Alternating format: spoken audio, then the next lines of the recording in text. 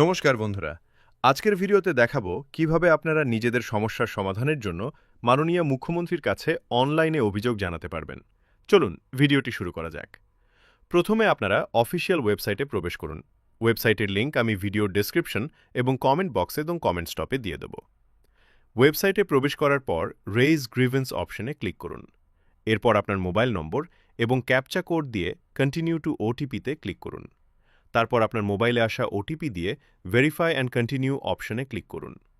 এরপর আপনাদের সামনে রেইজ গ্রিভেন্স ফর্মটি ওপেন হবে। সেখানে সঠিক তথ্য দিয়ে ফর্মটি পূরণ করুন। প্রথমে অ্যাপ্লিক্যান্টের নাম ও ঠিকানা লিখুন। স্টেট হিসেবে ওয়েস্ট বেঙ্গল আগে থেকেই সিলেক্ট করা থাকবে।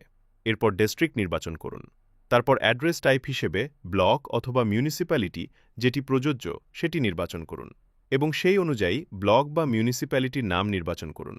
এরপর একে একে subdivision, police station, assembly constituency, post office, gender, age, email ID, alternative mobile number, social category এবং এমপ্লয়মেন্ট স্ট্যাটাসের তথ্য পূরণ করুন।